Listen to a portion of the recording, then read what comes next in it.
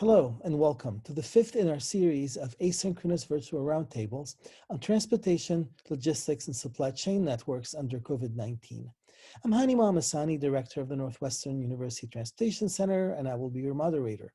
An asynchronous virtual roundtable is one where the interviews have already taken place and have been integrated into a single roundtable. It will be followed by a live Q&A session. To ask questions, please use the Q&A feature in Zoom. So today's roundtable addresses third-party logistics service providers and supply chain resilience under COVID-19.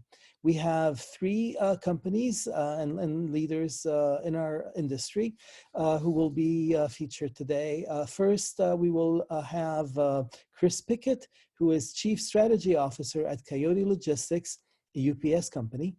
Then we'll have Ken Heller, who's Chief Transportation Officer at DSC Logistics. And then we'll have Bill Riegert, Head of Operations for Uber Freight.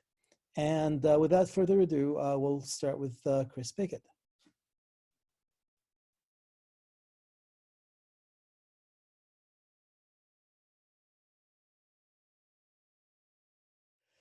Great. So Chris, you're the Chief Strategy Officer at Coyote Logistics, and you've been with the company since 2006, I believe. Yep. Coyote now is a UPS company and provides non-asset-based 3PL solutions across North America and Europe. Throughout your career, you've been involved in supply chain management in many sectors, including food and beverage, pharmaceutical, telecommunications, consumer technology, and so on. And so you bring a strong understanding and a deep understanding of the development and management of supply chain networks. Obviously, throughout your career, you've seen your share of disruptions, ups and downs, crises, and so on. And my first question is, how is the current disruption really different from these previous experiences? And what are you seeing about economic activity and freight movement from your unique vantage point as again, as a non-asset third-party logistics company? And how much of a reduction, I guess, in activity are you experiencing relative to the same time last year? Or in fact, you may be having an increase in certain arenas. So what's your take on this? Yeah, it's interesting. I guess somewhat ironically, during my graduate studies at MIT, my thesis research was on supply chain resiliency, working under Dr. Yossi Sheffi, really researching kind of the resilient enterprise. And the catalyst for that research was on the heels of 9/11, right? So terrorist attack, super tragic event, borders get closed, airspace gets closed, economy comes to a grinding halt to some degree, kicks off this whole study around has GIT manufacturing and globalization gone too far, where while it's super efficient, supply chains are more fragile. This is back in 2003, now more than ever. And so, did a pretty exhaustive study of types of events that had supply chain impacts. And it's interesting kind of looking back at that thesis work and some of the conclusions, a lot of parallels, where even in that case, talking about 9/11, it wasn't the event itself necessarily, right, that impacted supply chains. It was the government response, shutting down borders, implementing new security measures. And in many ways, we see that happening here with COVID-19, certainly a different scale. So what's different now? Certainly the magnitude from a geographic standpoint, and I think also the duration and the sheer uncertainty, around that. When we first started digging in 5-6 weeks ago, initially it looked like this would be kind of a China-centric supply shock. So China shut down, trade flows are severed. If you're dependent upon China for parts, sub-assemblies, right, finished goods, you better have some safety stock. Because eventually that's going to deplete, and you're going to have to recalibrate your procurement strategies. That's very quickly morphed into a global, demand shock, and now revenue streams are completely uncertain. You still have the supply shocks, and then eventually, once we get through the crisis, once the curve flattens, once we're able to reopen the economy, very likely get another series of supply shocks as all the supply chains look to really recalibrate in real time as all these consumption patterns shift. So as that's played out, I think the first couple of weeks of shelter in place, called the first 2 weeks of March, I forgot whether California was first. People started stocking up. So you saw the rush to the grocery, stocking up on essential goods, perishable, non-perishable, cleaning supplies, hygiene supplies. We certainly saw those sectors of the economy surge up in a very material way, all the way through grocery retail. And those supply chains were struggling to keep up, to keep store shelves stocked, to keep the country going. And that, for a period of time, made up for the relative decline in the non-essential sectors, whether that was construction, automotive, some parts of consumer electronics, although it didn't last. The overall surge probably lasted 2 weeks. Then, by the middle of March, we started to see overall volume levels, start to ratchet down moderately. I wouldn't say they fell off a cliff, but it's been a slow fade as different supply chains have had to adapt. And I think it's been a really interesting thing to be a part of, is you see this mass migration of consumption patterns, right? So even the essential goods folks, it's all of a sudden they're going to this, some portion of your meals, of your eating, of your life are kind of at this kind of on-premise, out to restaurants, hospitality model. Some of those consumption patterns have shifted dramatically, where everything happens at home.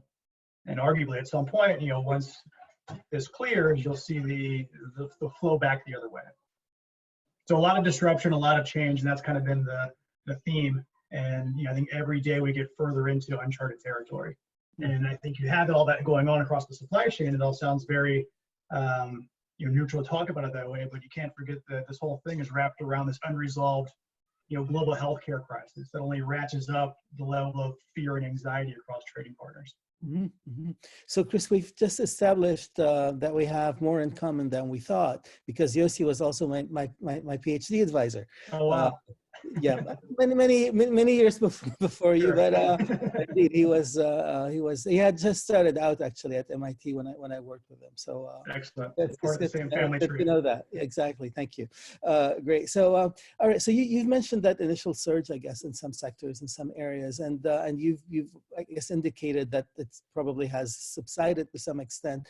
Are you still seeing sort of kind of concentrated activity, perhaps in certain sectors, certain lanes, and much less so in others? Can you maybe comment and give some examples on those? Yeah, I'd say the volume is certainly holding up in sectors. Your individual lanes, not so much. I mean, the lane patterns are shifting pretty wildly, where all the same consumer staples groups that surged during the initial pantry stocking are still surging. I think the surges have leveled off a bit, but grocery retail, anything tied to e-commerce, anything tied to or packaged foods, those continue to show strong volume levels. And I think most of those folks that we talked to are projecting strength, certainly for the foreseeable future. And one of their challenges is how do they adapt their production lines to account for that, while also working very hard to keep their staff and their employees safe as containment efforts continue. So that's still happening, although underlying those freight flows, the patterns are shifting pretty dramatically because of all the change. All of a sudden, the freight plan you came into 2020 with is basically irrelevant at this point. And I think the metaphor that keeps coming to mind is everyone's kind of shut in. We do a lot of jigsaw puzzles. It's like you have your 1,000-piece jigsaw puzzle. You've worked a couple of days. You've got the outline in. You've got some of the interior done. You see the light at the end of the tunnel. You walk away out of the room, and your 3-year-old wanders in and knocks the whole puzzle off the table, and you got to start over. And it's got to get back to work. And I think that's what we're seeing, where you had a lane plan, you went out to bid, you got your contract carriers, and all of a sudden it's the middle of April, and the world has changed. Your revenue is still there, right? That's good. But in terms of the freight flows, the origin destination pairs, the scheduling, the volume levels, the packaging configurations, there's a tremendous amount of volatility and change that supply chain teams are having to reconcile. That's a very interesting example that you gave, I think, about the jigsaw puzzle. I like that. It happened to us last weekend. Great. So Chris, companies like Amazon and Walmart are recruiting apparently large numbers of employees because they've had the surge on their, the demand surge on their products. Is that impacting you at all in terms of, again, additional flows or sort of traffic that may be related to that surge specifically that companies like Amazon and Walmart are having to address? Yeah, I mean, in terms of what we see on the freight side, network side, not really. I mean, I think a lot of those shipping patterns have been in place really since the crisis kicked off in terms of it impacting the employment markets, and you've seen a observable shift of humans or drivers or staff from transportation to e-commerce. We haven't seen that yet. We certainly haven't observed that in our business. I think it is heartening to see certain parts of the economy that are growing, while you see so many that aren't. And whether it's 25 million unemployment claims in the last 4 weeks or whatever the number is, it's likely to go higher. It's heartening. There's some segments that are turning out, whether it's Walmart, whether it's Amazon, whether it's Kroger, whether it's other parts of the food supply chain that are trying to surge up. So that's there's more financial and economic fallout, which there's certainly likely to be. There's at least some place for some of those displaced workers to go. Chris, where do you see the most critical vulnerabilities in our existing supply chains? Are you concerned more about nodes, warehouses shutting down, say because of contamination concerns, labor getting sick, and so on, or more issues with finding carriers for the loads that shippers want to move? I think it's certainly the former versus the latter. I think it's certainly you're seeing supply chains struggle with, again, how do you keep the line going? How do you keep the pallets going in and out while doing what you need to do to protect your employees? Or if there is an infection, that there's protocol in place to do something about it. And hopefully it doesn't involve shutting the entire plant down, but sometimes it does. You were seeing that with Smithfield and in South Dakota, and that's the last one of those that you'll see. So the biggest vulnerability right now, I think, is in that at the node level, either at the production facility or potentially at the DCs, in terms of keeping the humans healthy that need to be there and doing those jobs to keep the physical stuff moving. Maybe on the transportation side, given that steep drop off in overall volume demand, at the moment, trucking capacity is not an issue.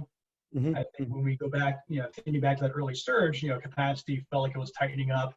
That surge in demand sent spot rates higher, but in very short order, we saw this migration of carrier capacity that was underutilized, in those sectors that started to ramp down, migrating over to the more active sectors of the economy, which for the most part put a cap on that rate surge and helped add additional capacity where it was needed. It wasn't net new capacity to the market, but more of a recalibration of capacity as the economy changed. As those volumes continue to fade lower, and we're going to continue to see that if industrial production does what most economists project it to do this quarter, we're going to end up in a supply surplus position from a market standpoint. I think finding truckers to move a load, that's not going to be the biggest issue. So how do you work with your customers, shippers, and your carriers in times like these? How important is it to maintain communication channels open with your shipper and carrier partners?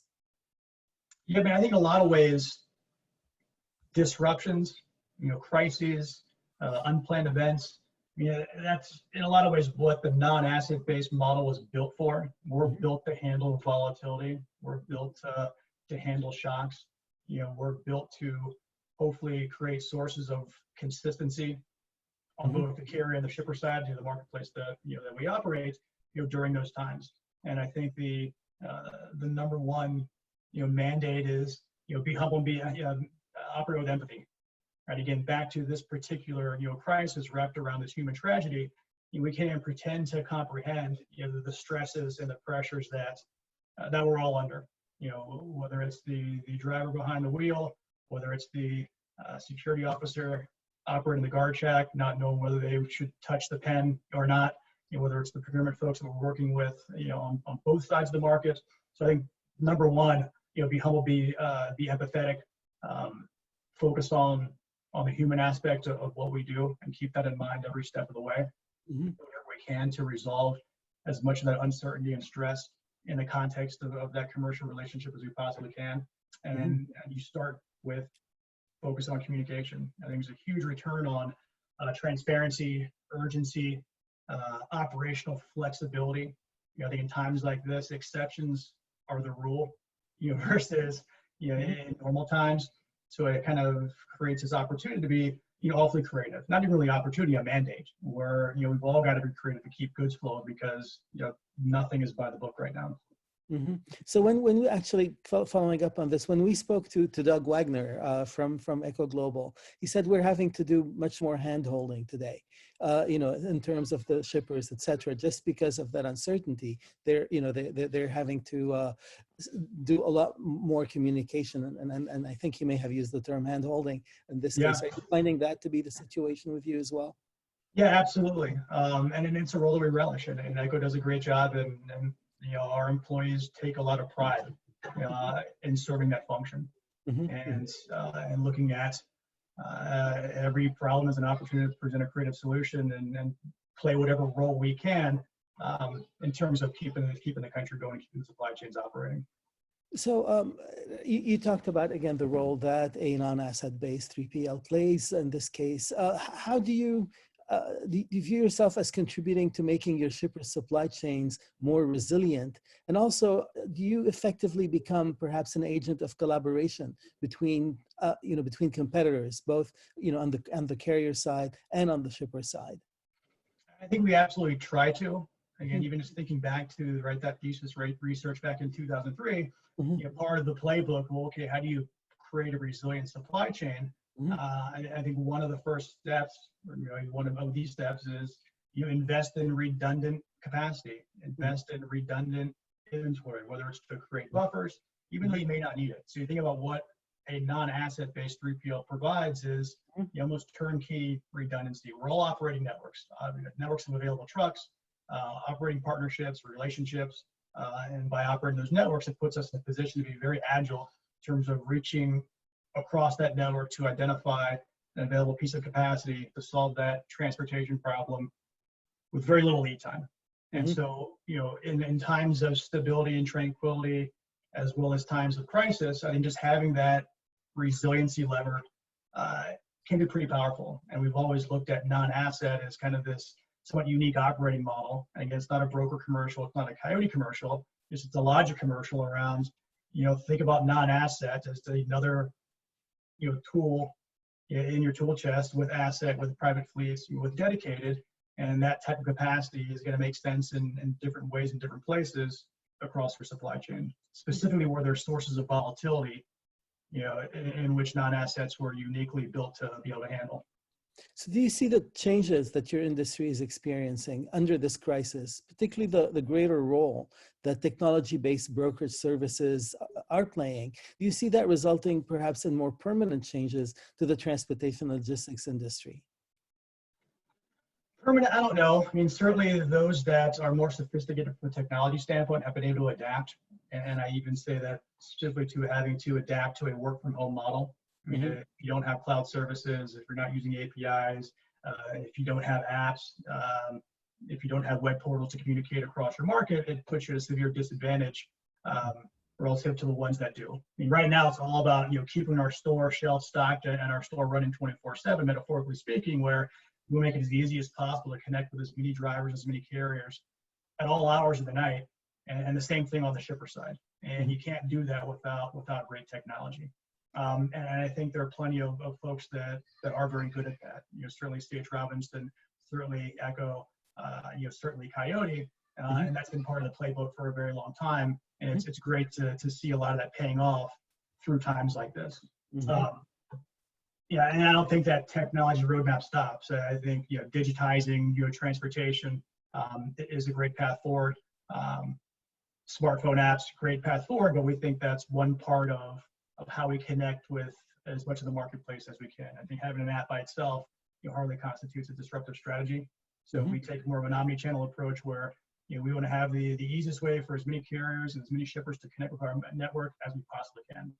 And for some that might mean an app, for some that might mean an API, for some that might mean a phone call every 45 minutes. And if that allows us to aggregate as much of the marketplace as we can, then we'll make sure we're prepared for that. And as kind of the counterpoint to that, while all the technology is fantastic, I think when you're operating in an environment where exceptions are the rule, like we talked about earlier, there's no replacement right now for that human creativity, right? For that human empathy, for that human sense of urgency, right? The bots and the AI, can't do that, right? At least not yet. So I think it really is that combination of leading edge technology, more ways to connect, more efficiently, to like really amplify, right, the ingenuity, and the human spirit that your employees bring to the office every day. Mm-hmm. So obviously, from your standpoint, as long as things are moving, you're going to stay busy.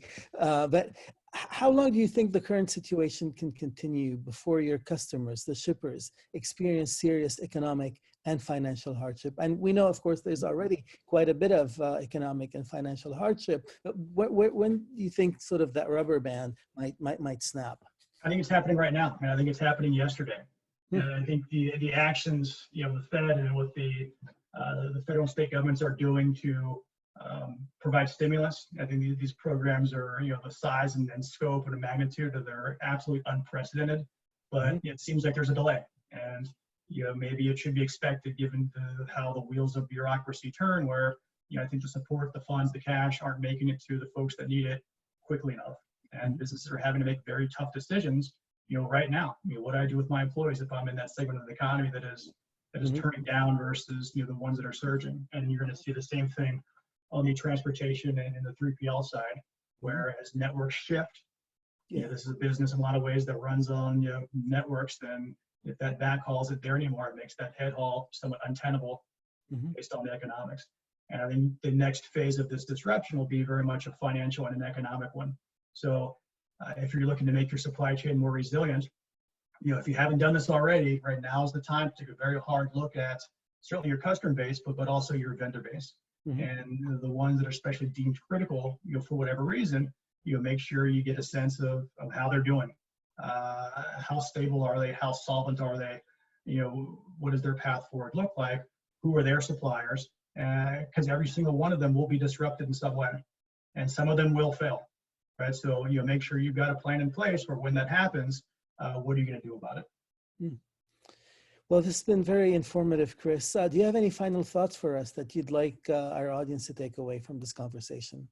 It's maybe around, there's so much bad news bombarding us every day, but there really are silver linings all over the place. The efforts of those on the front lines, healthcare for sure, at food distribution, transportation, the drivers themselves, the folks stocking the shelf. Nothing short of heroic. The nimbleness and the inventiveness of the U.S. manufacturing base has been astonishing. Literally, engineers designing new products, production lines retooling on the fly to turn out ventilators and face shields and hand sanitizer and other PPE.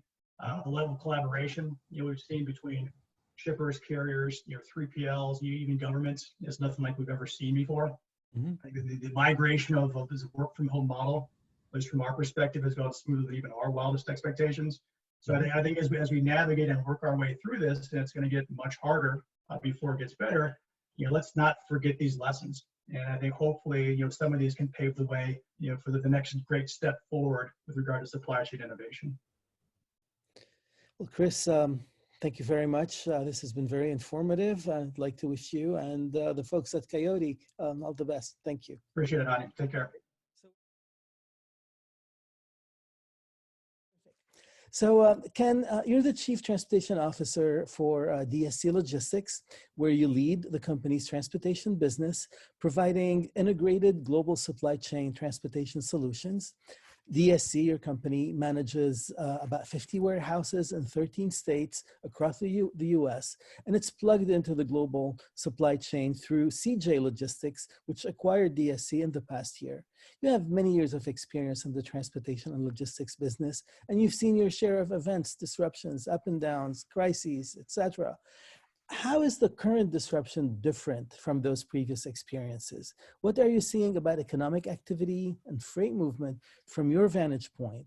And how much of a reduction in activity are you and the companies that rely on your services experiencing relative to the same time last year?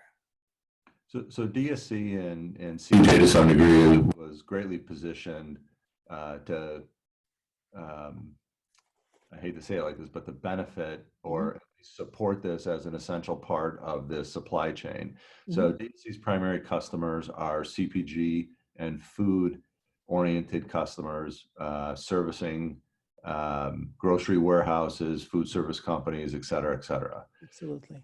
So first, this crisis is unparalleled. Obviously, nothing like it has ever occurred in my time, 35 years in the food industry.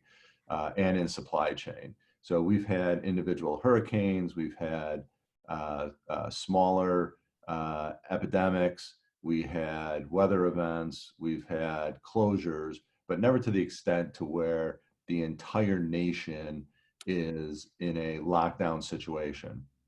So what happened to us is beginning the first Friday in March, we started seeing significant bumps in volumes from Walmart, Target, Dollar General, Kroger's, and all the grocery distribution companies, grocery retailers that exist. We've also do business with Amazon, who saw a significant increase in their e-commerce for grocery, which we'll probably get to this question, but which probably will be something that stays after the crisis. So we're expecting grocery e-com to grow by a step function through this crisis and remain after this crisis. Okay, so, go ahead. Go ahead. Please go ahead.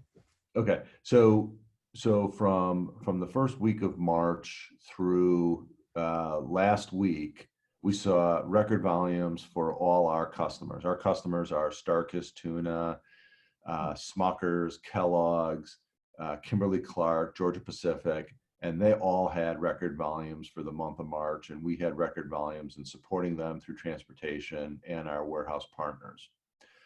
So that end of our business has been very strong. Where we have seen significant downturns is we support the tire industry through our CJ, the acquisition of DSC by CJ. They have a significant tire industry, and some electronics, which is now starting to grow quite a bit. But basically, that end of our revenue stream has suffered significantly. So you've already addressed the second and to some extent my third question, but in terms of the second question about, again, the differential impact, I guess, on different sectors, do you work at all with, say, retailing more on like the fashion side, for example? We do not. So we have one customer that's not considered a CPG customer, and their volumes were slightly down. The only thing I can answer to that, Hani, that might be of interest is, as we talk to our carriers, they're shifting resources and assets to support CPG and food companies like us, because that business has dropped dramatically. That has moved almost solely to an e-commerce platform as non-essential businesses are closed. So you mentioned Amazon and Walmart, and of course we hear that they're recruiting or trying to recruit large numbers of employees to keep up with the demand surge on their products. And so you've mentioned already that it is impacting your operations. Do you see it having a broader impact on the transportation industry? Yes, I think there's going to be the continual shift from full pallet, full truckload, which let's just say DSC does, to Walmart, Walmart's base grocery business. But as we look to e-com and Amazon and Walmart.com and the other e-commerce companies, we'll probably see a continued shift to the final mile delivery and that part of the marketplace. We don't have a strong presence there. We keep our fingers on the information coming out of it, but I do expect that final mile will become more in need after the crisis than before. So the services that DSC Logistics provides are essential to many companies, especially in the food sector, as you mentioned, and retail more generally. Some of which do rely on global supply chains. And so while many retail stores have been shuttered, as you mentioned, due to social distancing policies in most of the country, are you finding that online and omni-channel are taking up some of that slack? And to what extent? Yes, and I'm more familiar with what's happening on the grocery side. So there have been significant increases on the grocery end of the business into e-commerce. So there's been a significant shift. As far as we do have a freight forwarding group, Mm-hmm. and we have seen ocean prices come down dramatically. Mm-hmm. We've seen air prices go up dramatically Mm-hmm. as either China begins producing critical material or we're moving healthcare supplies to and from countries. So the air industry has been very strong. The ocean has been very weak. Intermodal has been very weak. And I can only expect now that the vast majority of retailers are either shipping e-com from stores or e-com from warehouses. And that's the need that the Walmarts and the Amazons of the world are seeking as far as a workforce. Mm-hmm. So, are you, or rather, how differently are you doing things in terms of day-to-day operations, specifically because of health concerns for your employees, driver partners, and customers? For instance, DSC has a network of warehouses. Have operations at these warehouses been affected? Have they slowed down, for example, because of distancing policies, etc.? Well, our volumes again have been incredibly high. So these are the heroes of the industry. After doctors and first responders, there's a whole lot of people putting themselves at risk. And our warehouse employees are forklift operators. We are asking all of them to come into work. We are providing a significant amount of barriers and cleanliness and mask and temperature checking, et cetera, et cetera. A couple of changes that we've seen, though, is we're moving towards paperless and fewer touches with paperwork, with proof of delivery, bills of lading, et cetera, et cetera. So we're starting to be a less touch organization. Our corporate offices are work from home. Our transportation center is about 30 to 40% coming into work, and we rotate that group. We create social distancing there, and we're technologically capable to be able to work from home. There are parts of the operation that need to be closer and more immediate, so we have those folks on site. But our warehouses are running at 130, 140% of capacity. Our forklift drivers, our customer service folks, our supervision and management are showing up every day and really managing through heroically through this crisis. We do, like you've heard in the marketplace, there are distribution centers that have COVID cases. We do shut down when that occurs. We do re-clean facilities. We do encourage our employees to come back and continue shipping the food that's stocking the shelves, that's making America as healthy and as safe as it could be.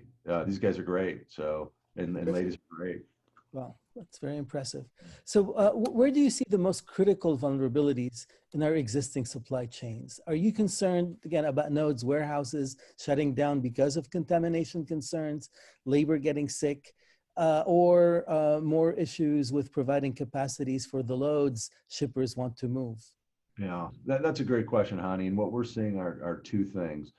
One is we still have ample staffing in the distribution centers, and we're seeing that most of our consignees that we ship into have ample labor. There are unloading delays, there are loading delays. We're seeing things through shippers and receivers that we haven't seen in the past. But I do think the critical piece is the truck driver. I think that's where this could unwind to some degree. So far, there's been ample capacity.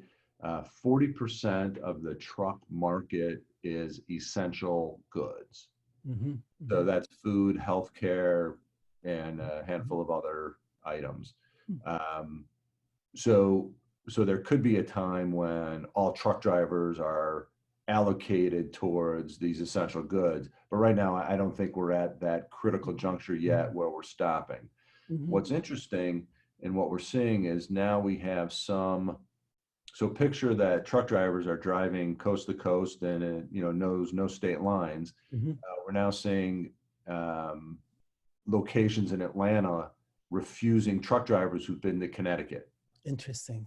So correct. So as you start seeing people and truck drivers specifically in one part of the country being not allowed to ship into a second part of the country, it becomes so much more complex.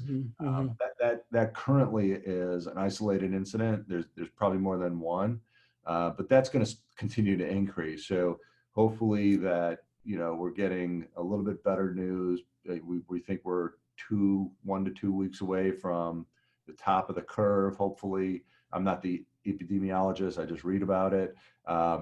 But hopefully we can beat that so we could start getting back to a little bit of normalcy. So are drivers maybe perhaps refusing to take certain loads because of the location, because of the destination?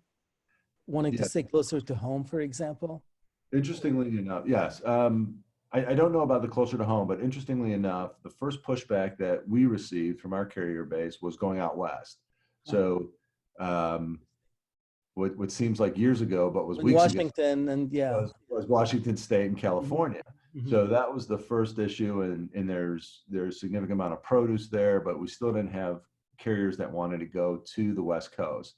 That's now shifted into New England, Connecticut, New York, et cetera, as kind of the hot spots. So I think we're going to continue to find carriers that do not want to go into certain areas. Those that do go in may not be allowed elsewhere, and it's very complex and very difficult for a trucking company's management to deal with. So I think the precautions that mask wearing, temperature taking, hand washing, glove wearing, whatever those are, hopefully the receiving community will respond to that and allow more people through their doors. Thank you, Ken. So how do you work with your customers, shippers, various carriers in times like these? How important is it to maintain communication channels open with your shipper, carrier, and logistics partners? Is there more crisis-motivated collaboration with competitors, for example? Yes. There's definitely this willingness to be much more open and much more collaborative. And you've known DSC for many years, and we're a very collaborative, customer-oriented organization. And we've had these lines of communication open. It's just now it's constant. So where we may have had a call a week, it's now 2 calls a day. So we continue to do that. What we've seen is the audience of the calls have expanded. So it's not just necessarily warehouse transportation and a couple of inventory people. We now may have carriers on the call. We may have production planning. We may have buyers on the call. We've also had calls with our major customers, so our Fortune 50, that's brought in not only DSC, but our competitors to have discussions about what we're doing about the COVID crisis, and just anybody who could learn anything from anyone about how they're treating employees, how they're treating truck drivers. We've seen our customers wanting to share that. So they're bringing us to the table with our competition, which doesn't frequently happen. That's good to hear. So how do the services provided by your company contribute to making your shipper supply chains more resilient? Well, I think what we've done is a couple of things. Our leadership meets every day to review the prior day's COVID situation. So we're keeping tabs on what states are impacted, which of our facilities are impacted, what our customers and consignees are saying, and we have a very thorough list of situational awareness. And we bring that to our customers to say, this is what one consignee is doing, this is what one carrier is doing, this is what we're seeing in the marketplace. We can't go here, we can go there. One of the things that we're urging our customers to do is any shipping we are doing into California, we're asking our customers to get longer lead times to ship intermodal. And that solves a lot of problems for a lot of people to keep the human at the destination and at the origin. So those are some of the things that we're doing to make our customer supply chain more resilient. It's bringing information, it's bringing solutions to an awareness and dialogue to be able to say, if you do this, we have a better chance of success. Mhm. So that's primarily what we're working on. So how is technology contributing to your ability, again, to make your customer supply chains more resilient and to provide the services that your customers are looking for in these times? Well, it's technology like this, Hani, is, we'd all rather be together and Mhm. doing this in front of one camera with a cup of coffee. That's right. But you're going to have a bunch of these with a bunch of people who either can't get out of their homes or can't get out of their office or shouldn't, and we need to do this social distancing. So Zoom technology has been it's been priceless during this. The technology that we have between our carriers and our Mhm. customers, whether it's EDI or companies like MacroPoint or Four Kites, that has created a flow of information that is seamless, and we haven't lost any information capabilities, even though we have the vast majority of our leadership working from home, more than half of our transportation team working from home. We are basically as effective with the people who have to do the work, drive the forklifts, drive the trucks. They have to do their work, but we're all doing it by wire, and we're able to manage through that. The second thing that I'll give our customers and our customers credit for is certainly relaxing the level of expectations during this period of time. Mhm. So the retailer community has quite a few penalties for their suppliers if they don't adhere to on-time delivery in full. But at the end of the day, we're all in this together, and those retailers have certainly softened their stands. And we're dealing with middle of the store type products that on May, in March, the second week of March, the stores were empty. The Walmarts and the Krogers and everybody else in the country got those things filled within 2 days, and that was because they certainly allowed us to do what we do best, and they were fantastic in working with working through the crisis as well. So I think taking the a little bit of the pressure and the steam off has been helpful. I think technology and information has flowed seamlessly. I think we could do better, but I can't imagine how this would have been done 15 years ago or 20 years ago without the technology we have. So I've been asking, I'm going to modify this question for you here, but I've been asking how long the current situation can continue before your company or customers experience serious economic and financial hardship. I guess here what I'd like to ask is how long can you continue operating at 130% of capacity with that kind of pressure level? Yeah, I think there's two things, and we've started a saying around here: you really only hoard once. And so what happened was there's been 2-3 weeks in March where, depending on where you are in the country, it was hoarding. Yeah. And we're past that, and we've seen a slowing down of volumes, which will help our people. So that's the first step. Now, we know that food service businesses and food service companies have been hurt dramatically by all the restaurants being closed. Even though there's takeout and carry out and things like that, their volumes are down dramatically. So they're already being impacted. Like I said, I think we're in a really solid business that people are still shopping. They're allowed to go to grocery stores, pick up their groceries.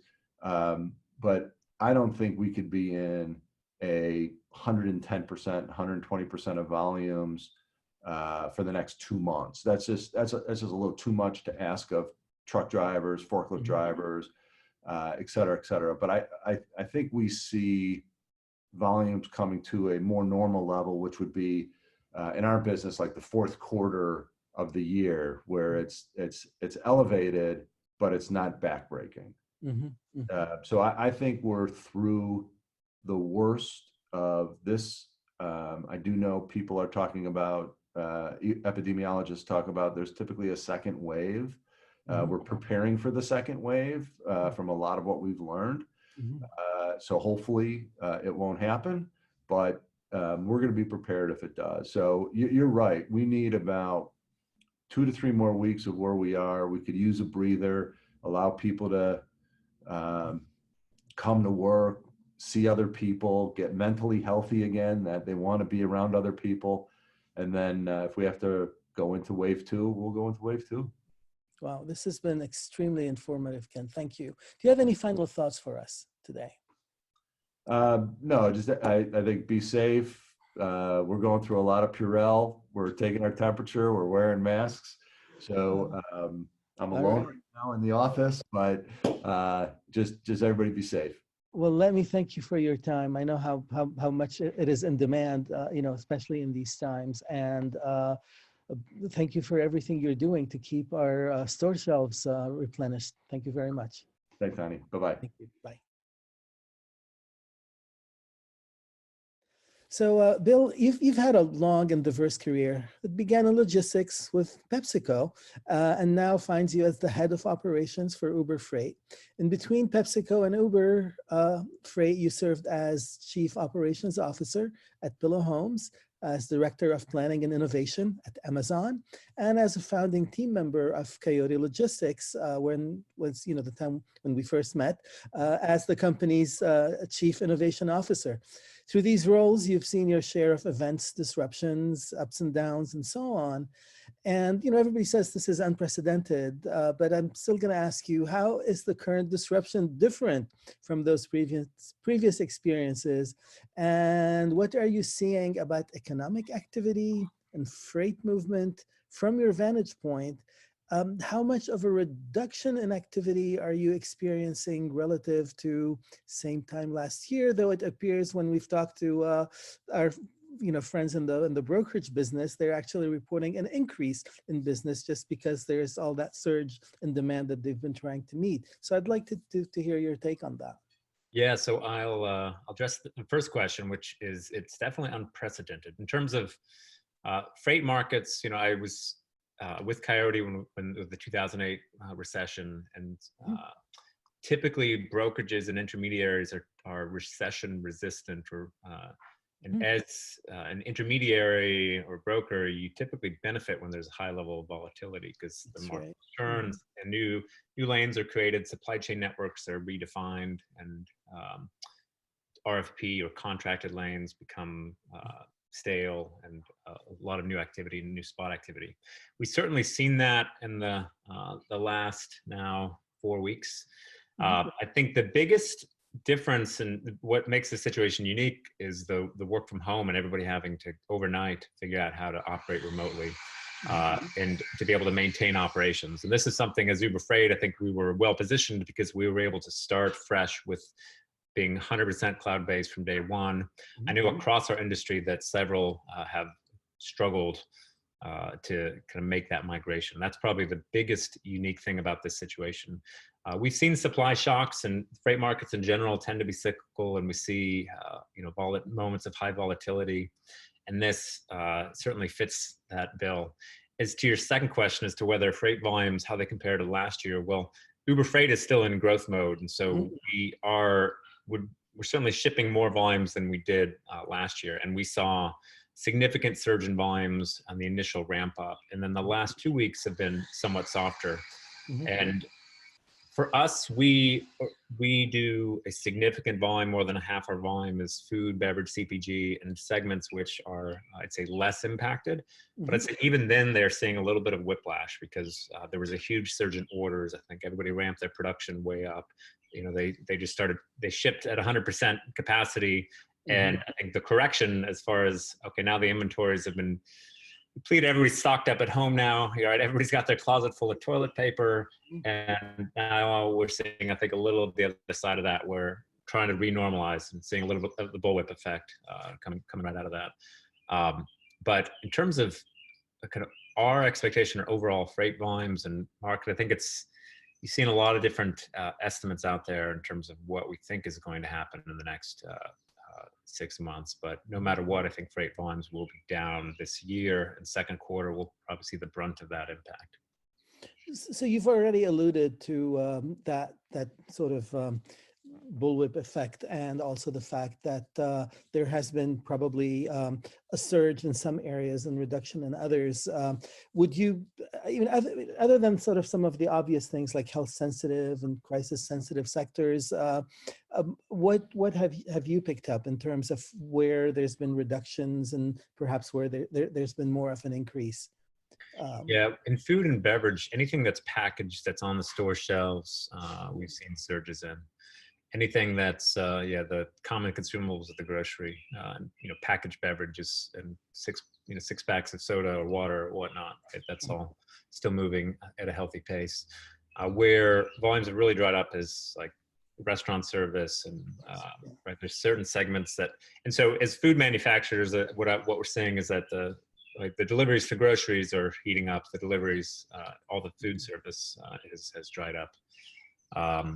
Across other segments, it's I'd say anything CPG, anything consumable, any like high volume home essential goods is moving well. Anything outside of that, anything that's luxury or impulse purchases, we're seeing drop off. So from an overall perspective, and I guess looking at it more from your sort of your shipper customers' perspective, where do you see the most critical vulnerabilities in our existing supply chains? Are you concerned more about nodes, warehouses shutting down, say because of contamination, labor getting sick, and so on, or more issues with finding carriers for the loads that shippers want to move? I think there was an issue finding carriers 2 weeks ago. That's no longer an issue this week. Certainly there's pockets where we still see difficulty sourcing or where rates may be elevated. We do hear from carriers that they don't want to go into the New York area. Okay, yeah.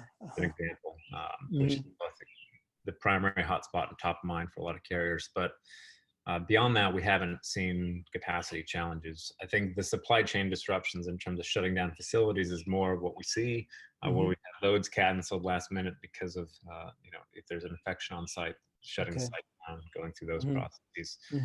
But that said, we've still seen a high amount of, I'd say, resilience across most of our shippers, particularly enterprise shippers. The one thing where we have seen more volume fall off is, so enterprise shippers, I'd say, are more resilient. Our small shippers, we've seen, I'd say, more disruption and more of a fall off in terms of volume. Interesting. How do you work with your customers, shippers, carriers in times like these? How important is it to maintain communication channels open with your shipper and carrier partners?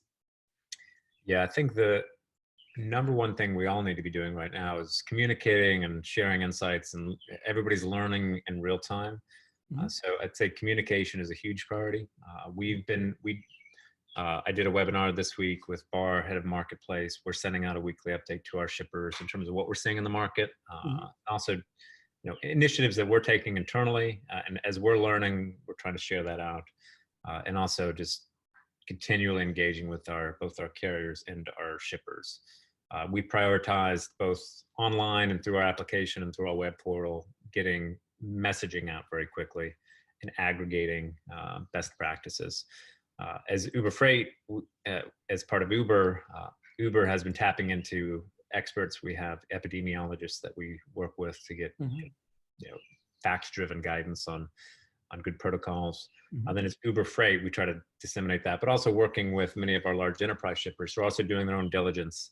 I think what we saw very early was a lot of different approaches to SOPs or protocols at facilities to try to minimize risk. And so as much as possible, we tried to aggregate and distill what we thought were the best practices and run those by our epidemiologists to understand kind of what's just practical guidance, minimizing touches, minimizing interactions. I think there's everybody is kind of standardizing on a pretty, some of the fundamentals in terms of just how to minimize infection risk. And it's critical to communicate right now. So you've mentioned earlier, and I meant to follow up with this question, that some drivers don't want to go to certain areas. They have concerns about that. Do you have the other side where somebody tells you, don't send me a driver from this area, or, because of, again, they're concerned of it being more of a high infection area, or is that not much of an issue? it's definitely an issue. Mhm. And we ship in Europe as well. And so Okay. Europe was a couple weeks ahead. And what we saw Mhm. very quickly was shippers say, I want to know if a driver's been to Italy. Exactly. But what we saw is at the same time that we were getting that guidance, the shippers were still sending us loads from Italy. And we Mhm. actually haven't seen volumes in and out of Italy, as an example, Mhm. drop off significantly. Interesting. Mhm. I think the challenge, we've gotten that guidance. A lot of shippers have said, I want every carrier to fill out this questionnaire. And Mhm. those questionnaires, though, I'd say quickly became dated, particularly Europe as an example, where, Italy, Spain, Germany, right? The virus spread very quickly, and what counted as an affected area quickly became all of Europe over a matter of weeks, right? Mhm. And so we haven't seen that in the US, where we haven't seen the state by state or region by region domestically. What we've seen, though, particularly early on, was tell us if your driver's been to South Korea or Iran Okay. or Italy. Mhm. Mhm. And again, I think that was, by the time some of these questionnaires were getting put into place, they were already, I'd say, obsolete in terms of the progress of the virus. Our guidance to shippers is put good protocols in place, make sure that you're, just put best practices in terms of limiting infection risk on site, and proper sanitization techniques, and focus on that, I'd say, versus the trying to quarantine by region or put in these geo-based policies, because they're just, by the time, right, you're putting a country on that list, you're probably 10 countries behind, or 10 cities behind. So Yep. As uh, we all saw, indeed. yeah, Yeah. Exactly. yeah. Mhm. So how do the services that are provided by Uber Freight and by intermediaries in general, I guess as Lior Ron characterized it, the Uberization of freight, how does that contribute to making your shippers' supply chains more resilient? And do you see yourself essentially as an agent of collaboration between competitors, whether it's on the carrier side or on the shipper side, just because you're able to allocate and sort of take advantage of some of the asymmetries that might exist in Yeah. So patterns? yep. The critical role that we play is quickly sourcing capacity and also sharing. So we talk about communication, but we share information, that we share pricing information, we share capacity information. It's really embedded in every load tender and our response, and every rate request and our response.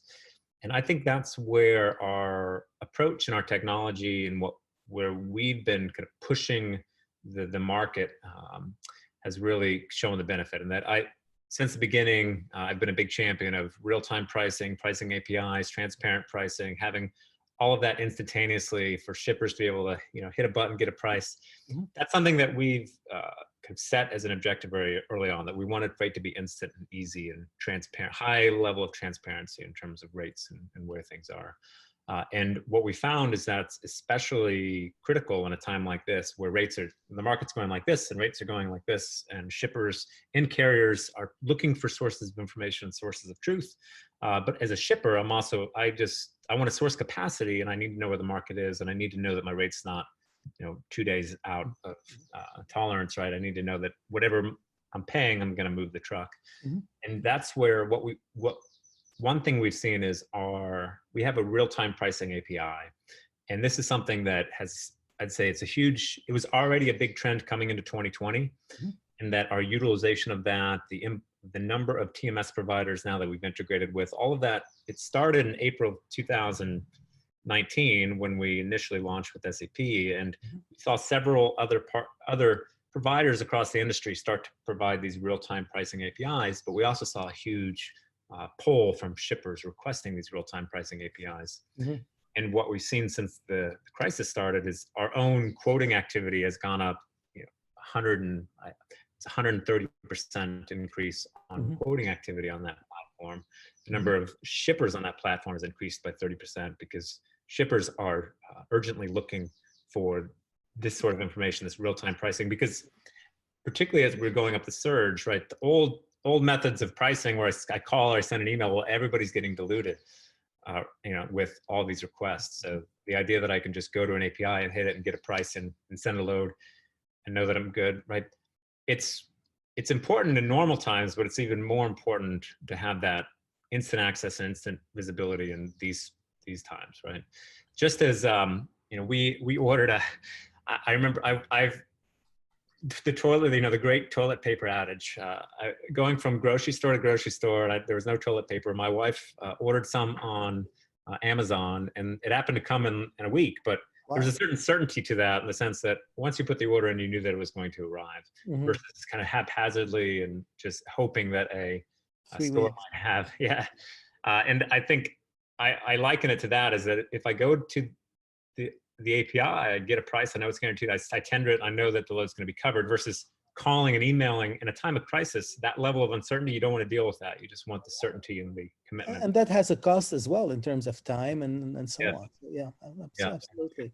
Yeah, all that extra friction just becomes more painful in these times. And so the faster, the more instant, the easier it is to just get information, to execute, to keep your supply chain moving, to keep the trucks moving, right? To find that truck in seconds versus minutes or hours.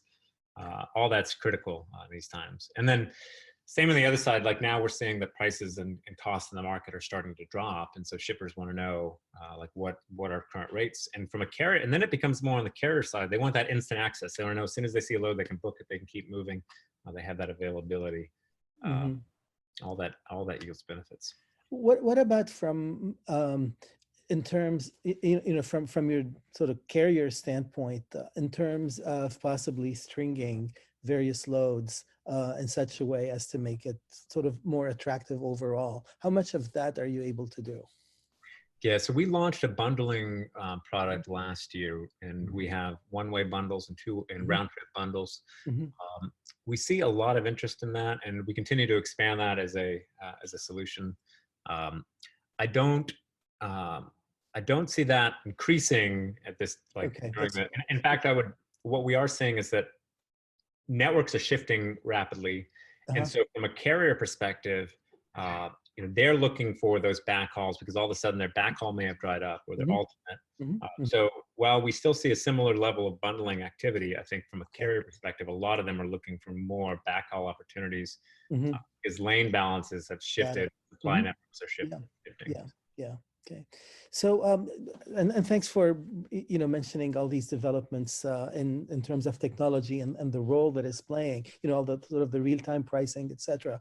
In in providing these services. So, do you see that the changes that your industry is experiences under this crisis, particularly the greater role, again, that technology-based brokerage services can play, resulting in perhaps more permanent changes to the transportation and logistics industry? Looking beyond the current crisis, do you see some of the changes that that are just the ways of doing business, I guess, and perhaps greater reliance on these technologies and on brokerages becoming a little more permanent, perhaps?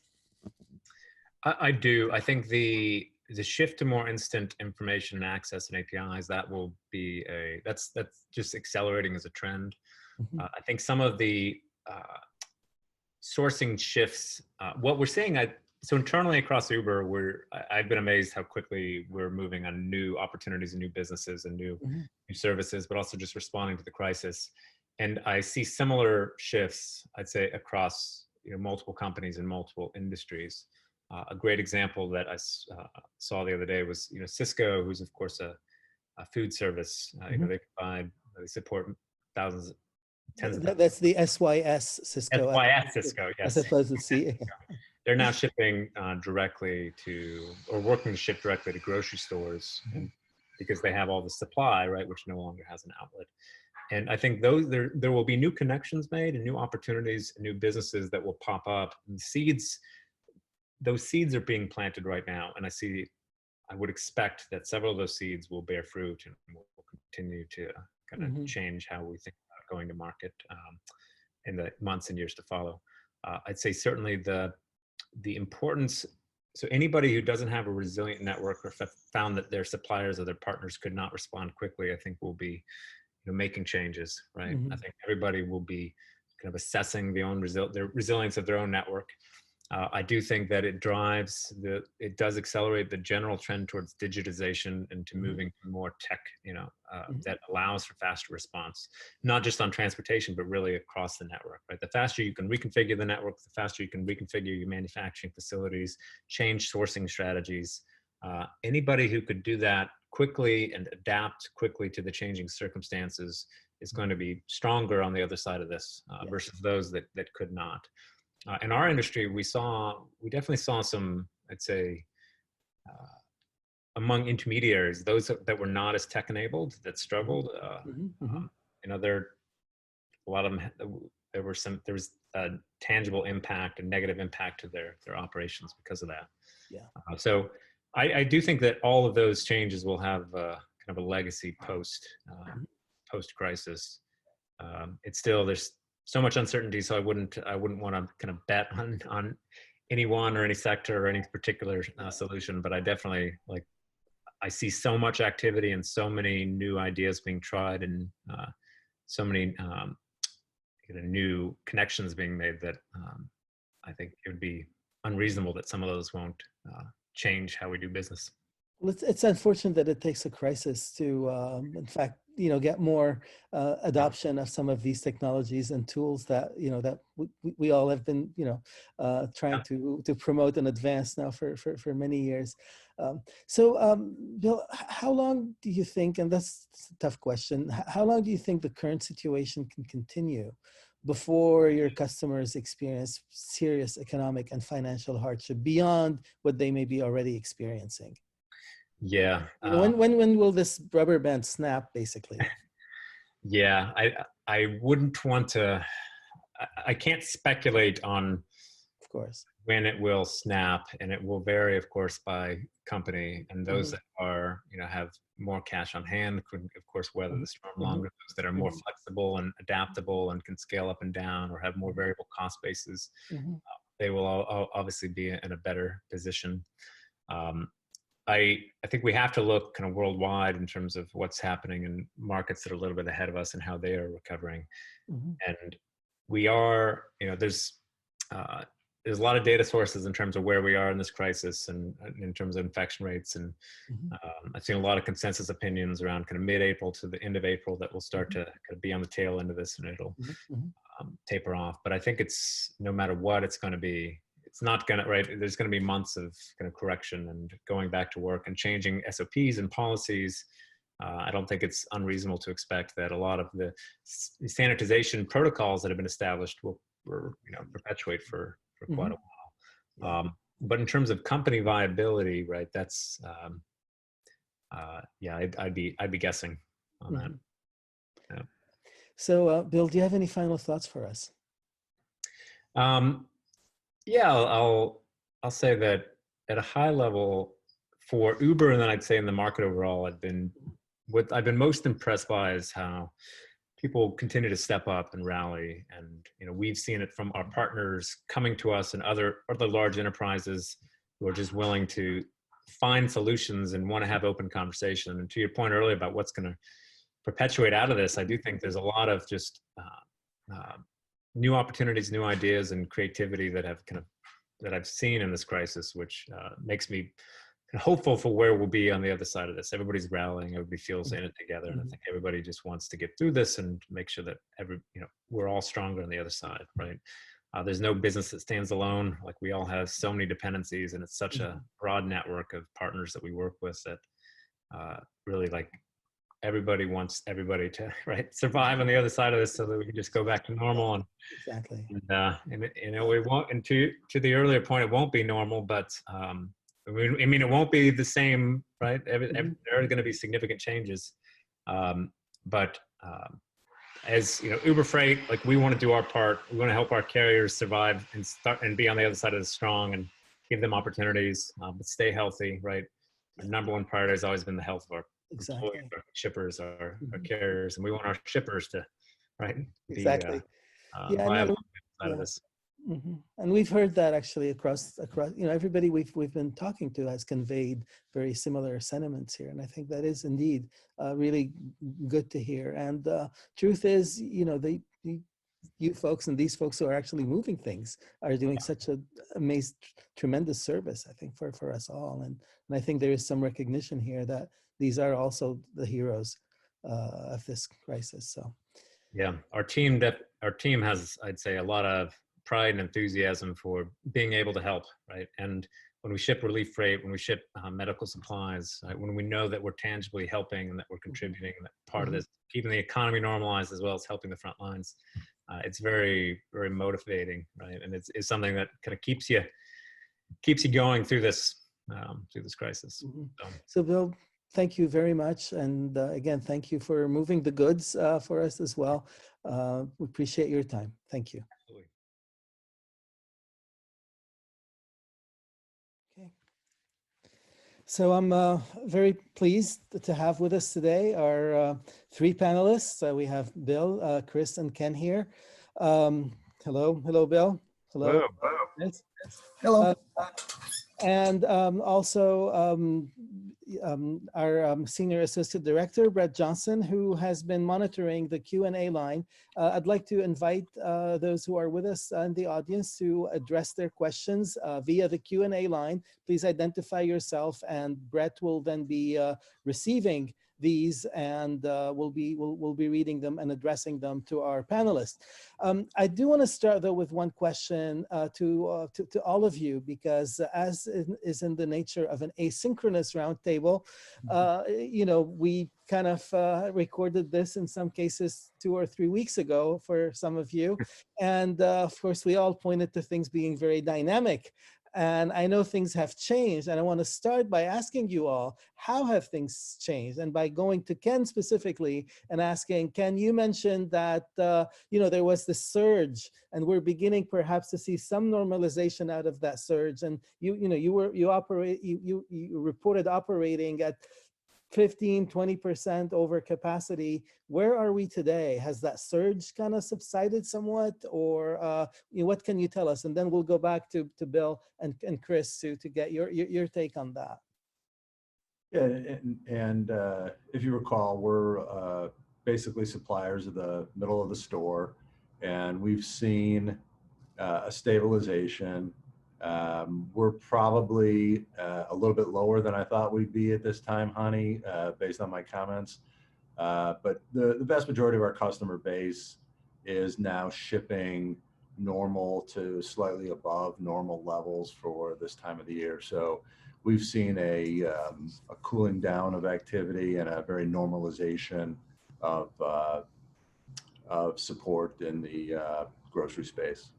So are there still major shortfalls in certain product categories that you handle, or has the sort of supply chain been kind of filled pretty much in most categories?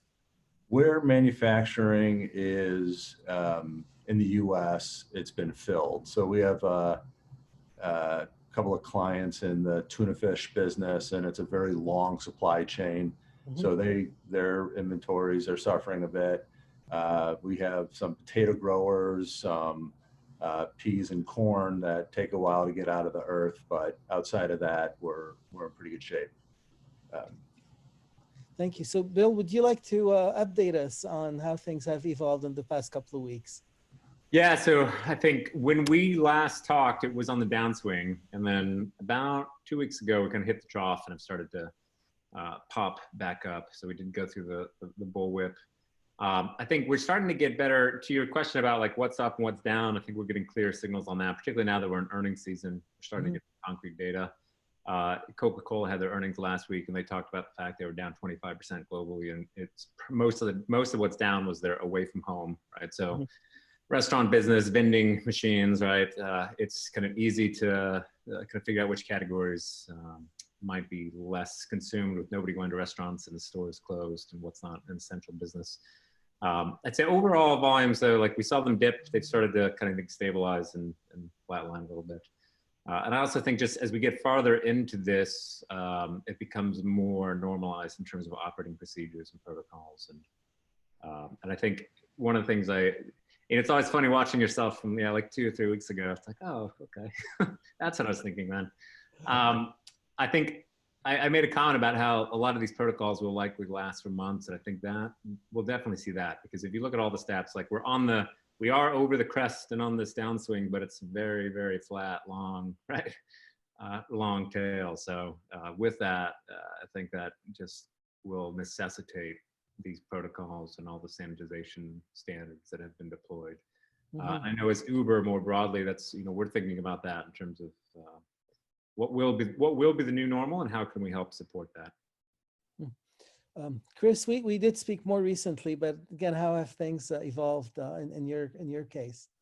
Yeah, I probably concur with most of what Bill's saying. I think we're seeing more of the same, where there was the surge and then there was the trough, and now things are starting to moderate a bit, where we still see strong volumes coming out of the essential sectors. It's kind of interesting seeing some of the articles coming out, just the waves of where the surge is coming from.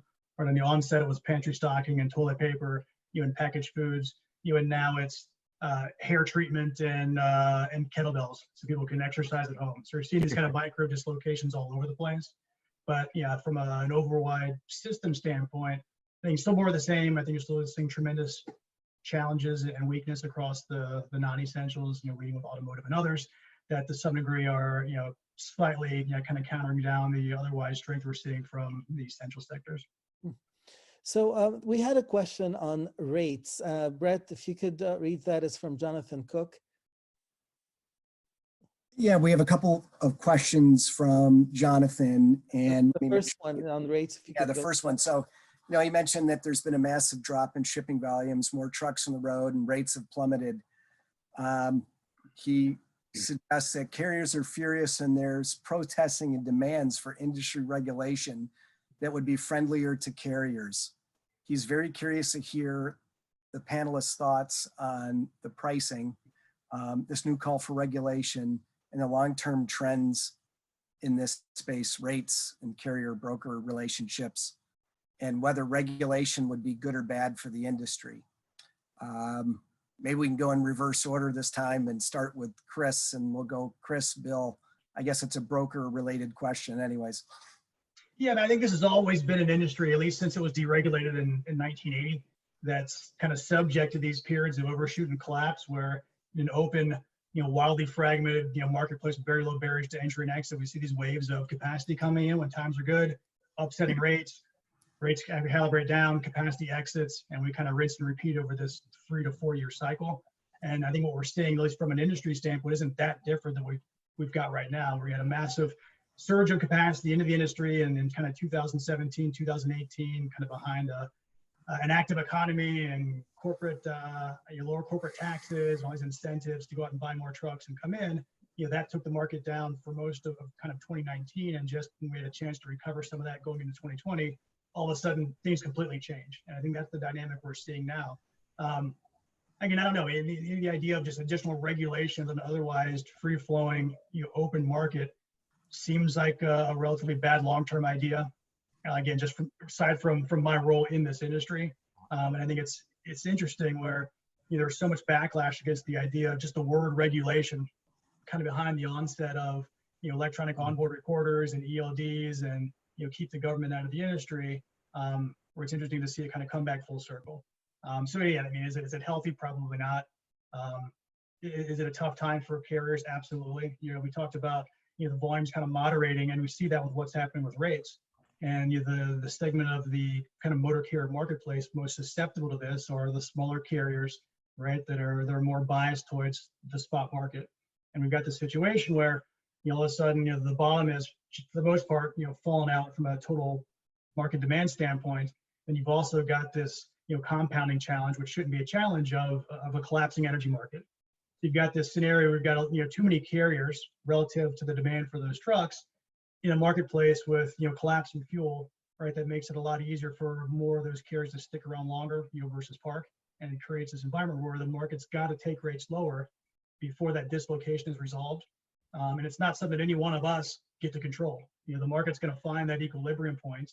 I think you're seeing it even now, some of the headlines around owner operators or smaller carriers, choosing to park the trucks. It's not worth it. And I would agree, it's not worth it in terms of you're running for a rate that basically forces you to lose money while putting your health at risk, I wouldn't do it either.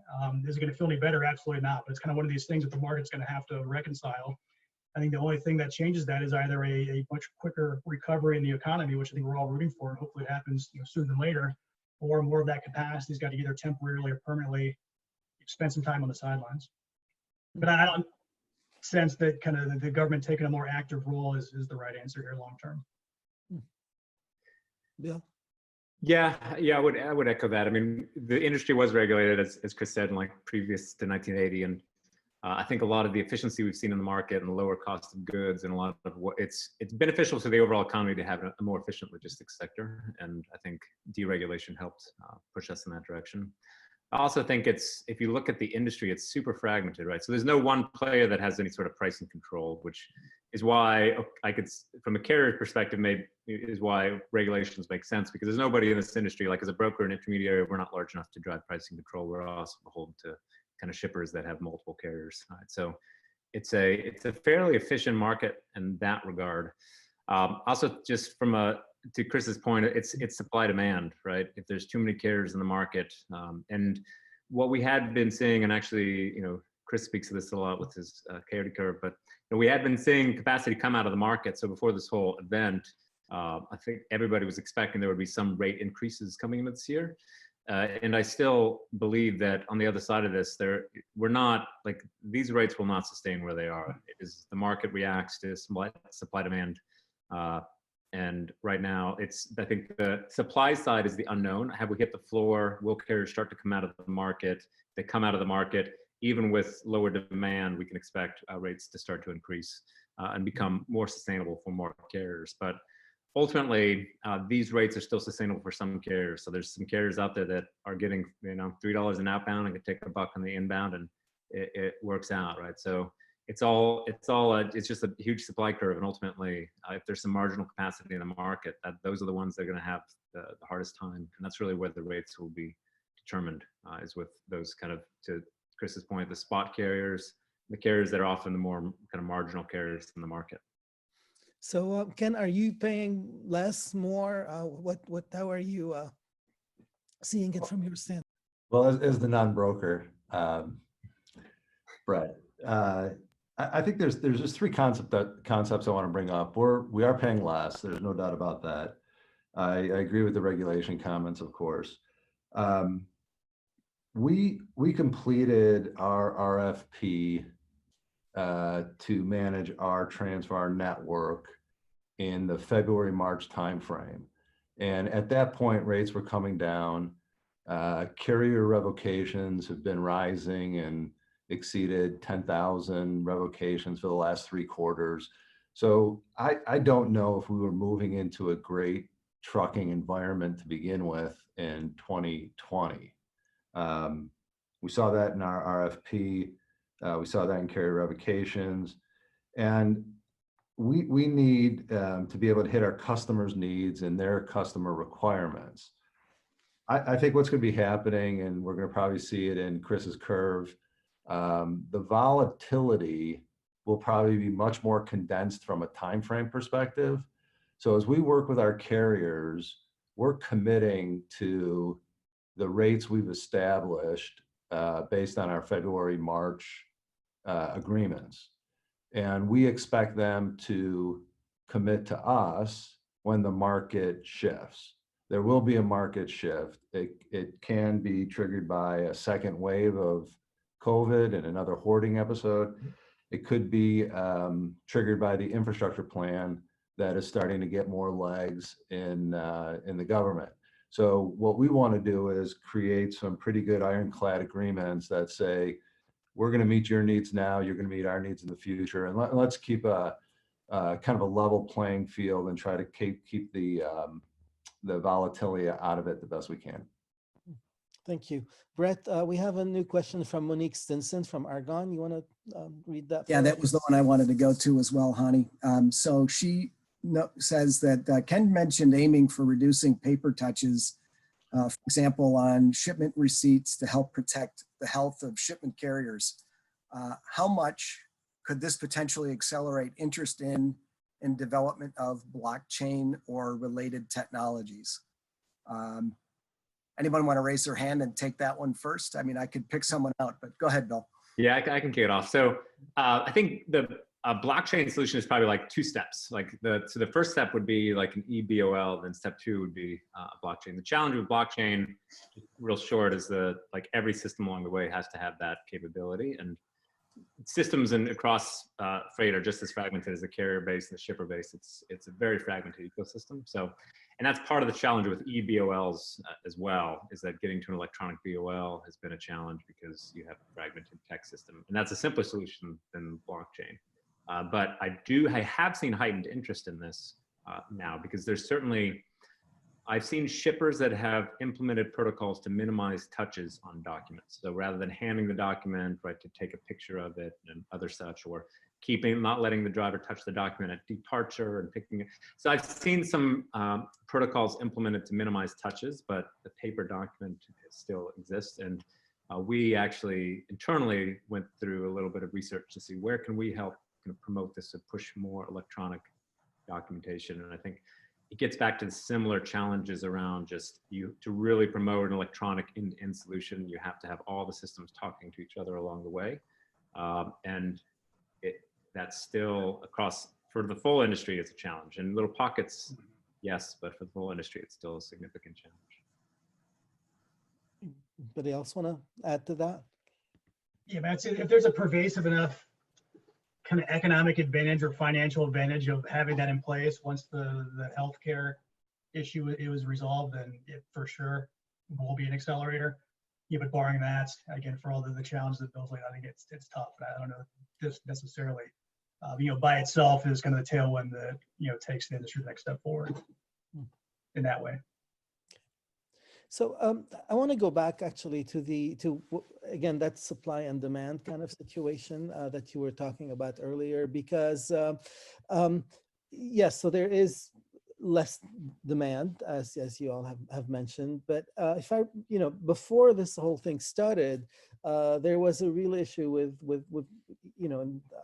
labor in terms of finding drivers and so on to take loads, etc. Just in general, the trucking industry had a shortage of drivers. Today, of course, there is some drivers are sick and are unable to work. Others have restrictions on where they would go, where they would not go. But then, of course, there's fewer loads. So are things kind of in balance? And this question was suggested to me by one of my colleagues, Amelia Regan. Is this, and who I see is on the webinar? Is this kind of balancing out at this point, or do we still have sort of a net need for drivers to keep the system rolling in these conditions? I would argue there's always going to be a need for drivers until we get to whatever level 5 autonomy someday, and it's no longer necessary, but I don't see that coming necessarily anytime soon. And I think over the long term, the argument that is there a long-term driver shortage over the 5-year, 10-year, 20-year period, probably. When you look at some of the statistics, it's hard to argue that, but again, it's wildly volatile. And at this moment, there's more capacity than there is the demand for that capacity. You see it in the pricing. And I think, again, maybe I'm just too simplistic in how I look at it, but I think there's a wage that drives sufficient labor into the market. And once wages get to that level, the issue is resolved. And it's maybe the tragic irony is, wages can't get that level until the rates are there that allow the trucking companies or the market to support it. So it's kind of a chicken or egg. You almost need to have the dislocation and the imbalance and the supply scarcity to push this fragmented market, to the point where you can raise wages. Wages are high enough, you bring more drivers, and then all of a sudden you've upset the market.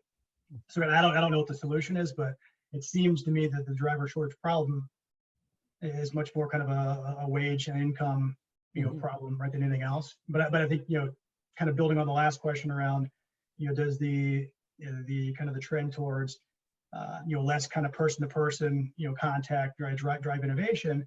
And again, one of those kind of silver linings, from this is, everything that's gone into recognizing just what the drivers are physically doing, right, so to keep this economy running, and putting practices in place at the facilities, at the DCs, at the points of a pickup or delivery that are fundamentally making it better experience, for the human being that's checking in to deliver that, life-sustaining stuff, or otherwise, to the extent that, that mindset and those practices, right, carry on once we're beyond this. I think that can handle at least some portion of, right, that part of the truck driving job that makes this so difficult to recruit, retain, and keep drivers seated. Thank you. Bill, any comment on that? Or Ken?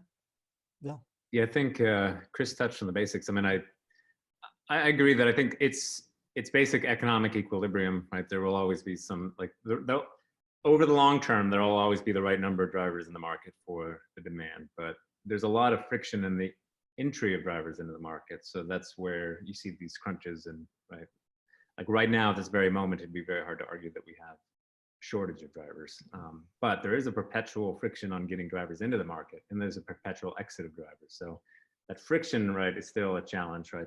If I'm a large carrier, I still have this perpetual challenge of just recruiting drivers and getting them on into the market. But if the wages are attractive, right, if there's it will hit it will hit an economic equilibrium. So yeah, certainly right now, I would not say that there's a shortage of capacity in the market.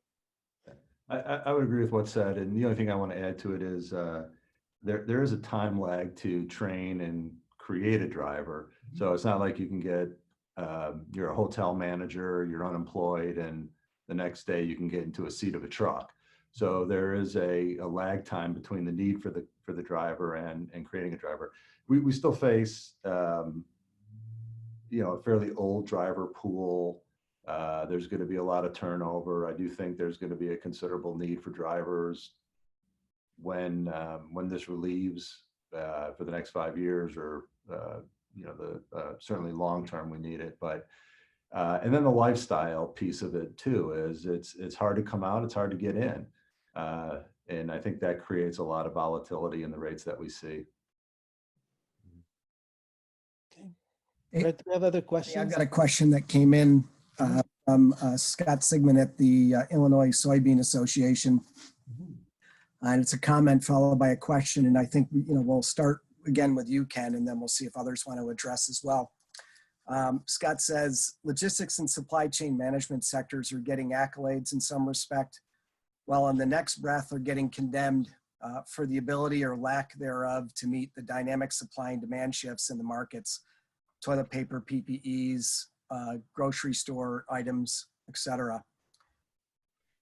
How would you recommend the sector address the potential to leverage and affirm the logistics and supply chain management sector as net positives for the rebound of the economy and to avoid further condemnation? Or maybe you're not seeing those things yourselves and you have a different view. Yeah, I think that's a great question. And I smile because, when I go home at night, for the first time in 35 years, my wife could see supply chain and figure out what the heck's going on and what I've been doing for all my life. But what I would say is that the supply chain in the U.S. is by far the most superior supply chain in the world. And when it comes to food and a lot of what we do, it's proven out in how we operate, how we service, and the cost structure. And I don't know if the supply chain is necessarily broken. There's pieces of, we're hearing about the meat manufacturing plants. We're hearing about certain facilities closing down, lack of equipment, lack of key raw materials. I think it was more,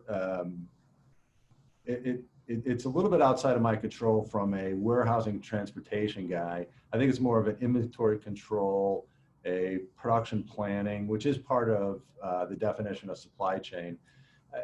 I think it's also a bit of how do you plan for a black swan? Yeah. And that's what we're going through is no one in their right mind was going to have an additional warehouse of green beans or an extra 50,000 square feet of tuna just in case this happened. So I think there's a management of expectations that says we're going to invest to be quasi-resilient, but not totally resilient. And we have shareholder needs, we have market expectations, and we can only go so far. So I would say I think we've done a pretty good job in mass, and I think there are areas that have been pointed out that have been pain points within the supply chain that are legitimate. My 2 cents. Thank you. Bill or Christy, would you like to address it? Yeah, I guess I would argue this is maybe one area where, you know, the government can help.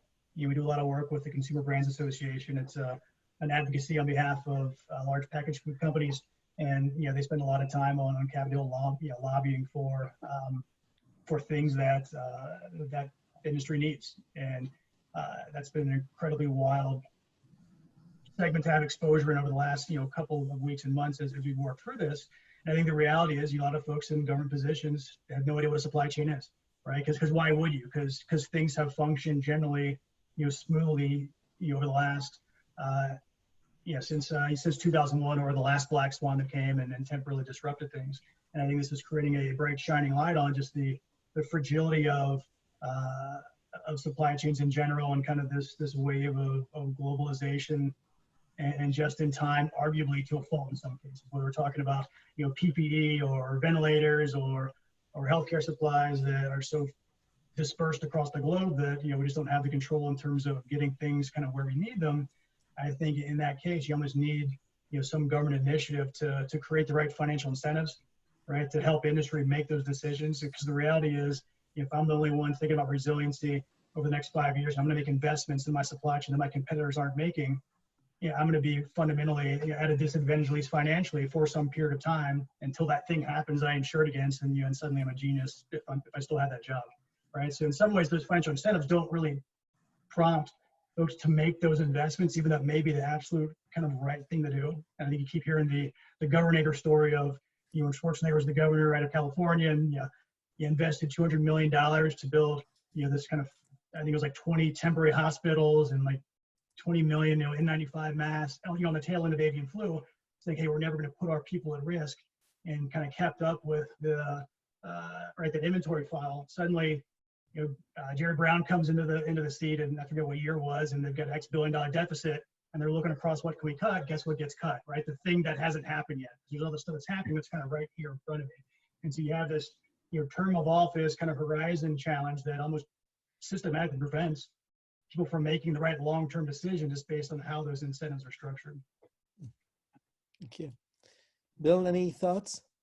Yeah, I don't have a lot to add, but it had me thinking like sector by sector. So the point about it's not so much about the planning, because this is pretty much impossible to plan precisely for, but then it's really about the reaction, right? And how quickly we react. Some things like toilet paper shortages, or knowing that which types of pasta would be short, right?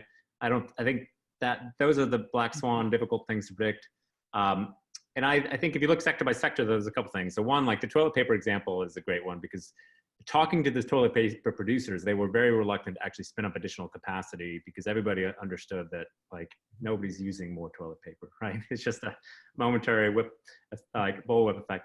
And I was at Home Depot yesterday, and they've got their entire toilet paper section was stuffed, right? So, and I would expect now that if I go back for the next 2 months, it's going to be stuffed, right? So we're kind of through that.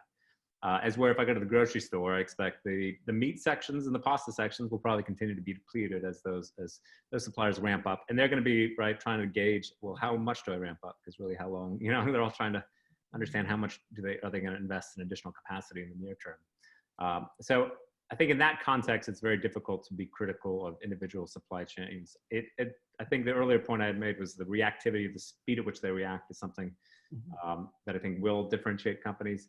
As a consumer, of course, I just look at like what's on the shelves, and that's, it's easy to see, okay, there's no toilet paper, so they must be doing something wrong, versus, this is they're actually probably making the right call, right, long term, in terms of they don't want to oversupply the market either. I think the deeper issue that Chris touched on too is the global supply chain, and the fact that a lot of essential goods like the N95 masks and sanitizers, that we have an outsourced supply, and these critical, I think identifying what are critical supply chains will likely be an area of focus over the next year. And I think that is an area where we can be a little more critical, because even if Jerry Brown got rid of all the N95 stockpiles, right? We could have, at least we could have been thoughtful about what the sourcing strategy was when it did come up. So, there's a great story in the New York Times about, because we shipped some loads for Salesforce, and Benioff, stepped up and said, I got $100 million to spend on finding sourcing N95 masks. And he was able to scramble together some supply, right, out of thin air as a private individual that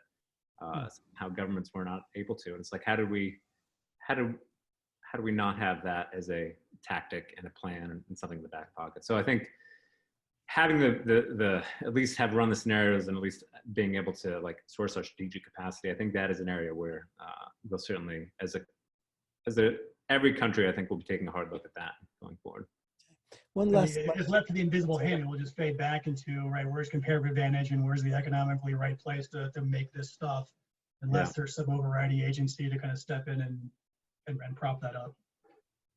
So one last question. We're all, of course, trying to look ahead and predict and be ready for, for the next phase, the next stage.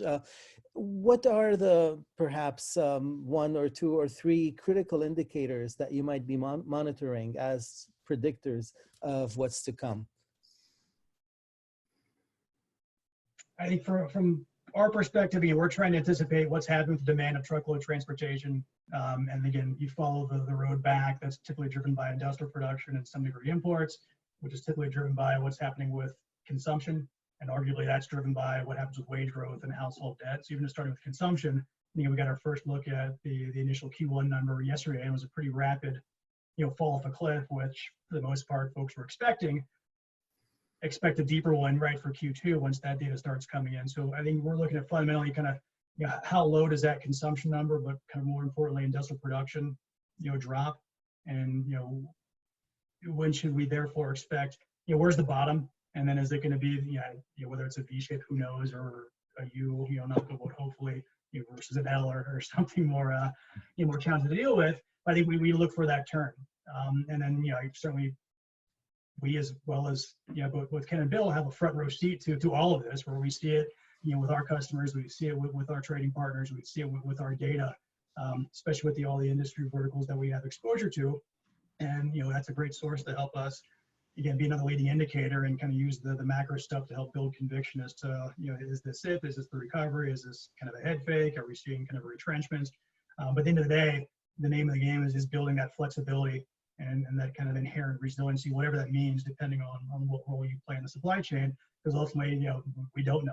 And you can't predict all the black swans by definition, but you can make sure your industry is flexible. If that means leveraging all the technology advancements you made over the last 4 weeks, transitioning to a work from home environment, and figuring out how to leverage those to create that resiliency, that's arguably the best strategy there is.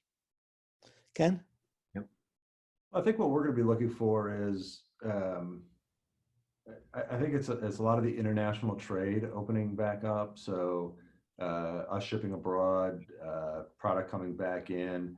It seems like a million years ago, but there was a trade war that we were having that we didn't fully come out of. If that subsides and we could start getting the global supply chains back up and running and trading, I think that's what we're looking for. And then obviously as people start interacting more, how much has this scared us into a down economy? So if people say, hey, I'm not going to go to a baseball game, I'm not going to travel, I'm not going to go to a hotel, I'm not going to eat at restaurants, I'm not going to do a lot of the things I used to do, that could be a longer term impact than just, hey, we've got the cure, everybody go play in the streets again. So that's what we're looking for is how people come out of each stage. Yes, all eyes are on Texas right now. What's that? All eyes are on Texas. Yeah, exactly. Yeah. Bill? Yeah, I'll just add a few things because we pull the macro data as well. I think the other is looking at like government in terms of decisions to go back to work. I think the other for me right now is I've been reading more earnings reports than I ever had before. It's like triangulating all the data that's coming out like sector by sector and company by company, I think gives a lot of insight. because really we're just trying to build a deep understanding of how each sector will be impacted and what to expect, and also then thinking through what will the return to normalcy look like sector by sector, and trying to get some sense of that. And then the other, just being Uber, like we have a lot of I'd say interesting internal data just in terms of how people are returning to work, and and how people are leveraging different ways of getting around, which tells a little bit about how each economy is recovering. And being a global company, that's one of the, I think, advantages of being Uber is we can get a little more foresight in terms of what might happen here by looking at other markets that are already 2 steps ahead, like Hong Kong, New Zealand, where they're already into the recovery mode and normalizing. Well, thank you all very much. This brings us to the conclusion of today's roundtable. Again, I'm delighted that all 3 of you could be with us for the Q&A. Thank you very much. I know how busy you all are. Next week, we will again have our 6th asynchronous virtual roundtable. Our theme is again going to be supply chain resiliency and the role of technology. And we will have representatives from Forkites, from Teradata, and Professor Yossi Shafi from MIT. So I hope to see many of you again next week. Thank you.